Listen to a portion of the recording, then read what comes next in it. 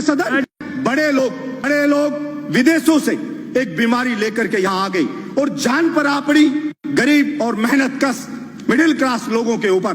तरह तरह की बात होती है, आदेश जारी होते हैं। डिजास्टर मैनेजमेंट के तहत केंद्र सरकार ने एक आदेश जारी किया। हमारे माननीय प्रधानमंत्री जी ने कहा कि गरीब लोग, जो मजदूर लोग हैं, जो फैक्ट्री में काम करते हैं, उनको लॉकडाउन के वक्त का पूरा वेतन फैक्ट्री के मालिक देंगे।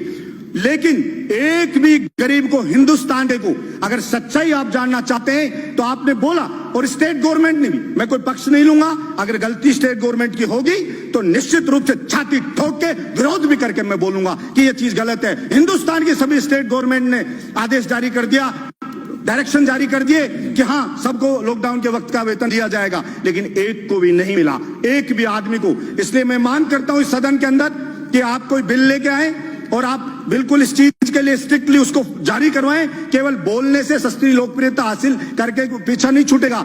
आप उस गरीब को उसका हक दिलाएं, उसको जो उसकी नौकरी छूट गई, निकाला जा रहा है, उसका वेतन नहीं मिल रहा है, उसको दिलाएं। स्कूल लगी नहीं एक दिन भी, मैंने कभी नहीं सुना कि ऐसा हो सकता है एक दिन बच्चा स्कूल में नहीं गया, कोई टीचर ने उसको पढ़ाया नहीं है। गरीब मजदूर है, महंगी महंगी फीस है, उसके घर पे रोज कॉल आ रहे हैं और आप ऑनलाइन क्लास चालू कर दी तो उसको बेइज्जत किया जाता है। उस गरीब मजदूर के बच्चे को, फलाना लड़के आपकी फीस जमा नहीं हुई है, आपके पेरेंट्स को बोलिए फीस जमा कराएं। मैं कहना चाहता हूं इस सदन के अंदर एक भी व्यक्ति ने इस बात पर चर्चा नहीं की अब भाई इस गरीब की स्कूल की फीस कैसे माफ होगी।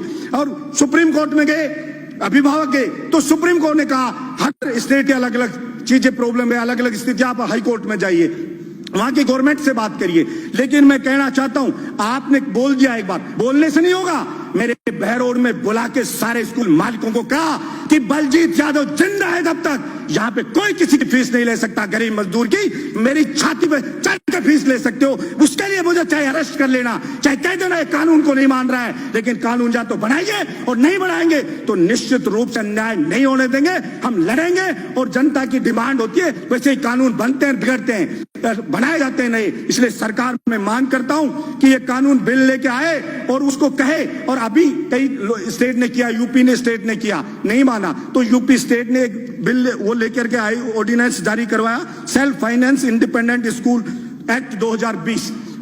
क्योंकि स्कूल मालिक को अगर आप कुछ नहीं कहोगे तो वो रुकेगा नहीं, केवल आपके भाषण से कहने से नहीं रुकेगा। आपको कोई भी ऑर्डिनेंस लेकर के आइए, जारी करिए, कोई एक्ट बनाइए तो आप कह सकते हो। ये कतई भी व्यवहारिक नहीं है कि एक दिन भी कोई स्कूल बच्चा गया नहीं और उससे फीस ली जाएगी। मकान किराया, सभापति महोदय, गरीब का, किसान का बेटा यहाँ कोचिंग करता, तैयारी करता है, वो बेचारा कॉलेज यूनिवर्सिटी में पढ़ता है, किराए पे मकान लेके रहता है। आपने लॉकडाउन कर दिया, वो अपने घर पे अटक गया, उसका सामान पड़ा है यहाँ पे मकान मालिक के पास। मकान मालिक कह रहा है कि मुझे किराया चाहिए लॉकडाउन के वक्त का भी। वो कैसे किराया दे? वो किसान, उस बेचारे के कमाई बंद, फसल उसकी उजड़ गई, मजदूर की फैक्ट्री में नौकरी छूट गई, सब कुछ बर्बाद हो गया उसका। और फिर उससे कह रहा बिजली का बिल आ रहा है, वो बिजली का बिल माफ करना चाहिए उसका। और वो मकान किराया, आप अगर कोई वास्तव में नीडी है, वास्तव में कोई गरीब है, मकान मालिक कि उसके सब कुछ उसी पर चलता है, तो सरकार सर्वे करवाए और केंद्र सरकार और स्टेट गवर्नमेंट मिलकर के वो मकान किराया दे। कोई बहुत ज्यादा किराया नहीं है। आप सैनिटाइजर छिड़का रहे हो, सब बातें करें, सैनिटाइजर छिड़को, कुछ नहीं होना सैनिटाइजर,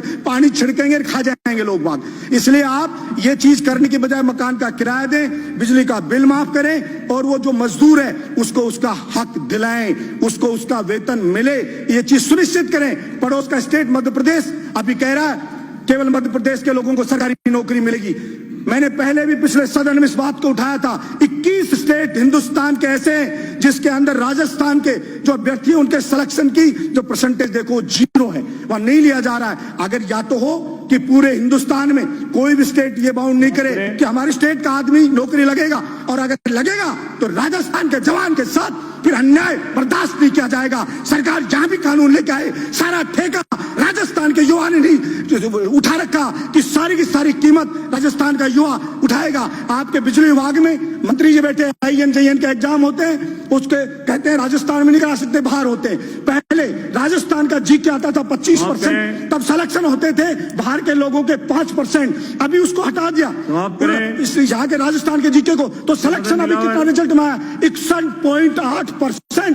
बाहर के लोग यहाँ पर आ गए और यहाँ के राजस्थान के लोग रह गए। इसलिए मैं मांग करता हूँ एक खत्म करो, एक मिनट पीडब्ल्यूडी में हुआ, उसके अंदर जीके है राजस्थान की, उसमें 5% बाहर के लोग आए। मांग करता हूँ कि राजस्थान के बेरोजगार युवाओं के हक की रक्षा करे सदन। ये आपसे मांग करता हूँ, गरीब मजदूर और जो किराएदार है उसके हक की रक्षा करे सदन। ये मैं मांग करता हूँ और इसके ऊपर बिल लाया जाना चाहिए, ये मैं मांग करता हूँ। धन्यवाद सभापति महोदय।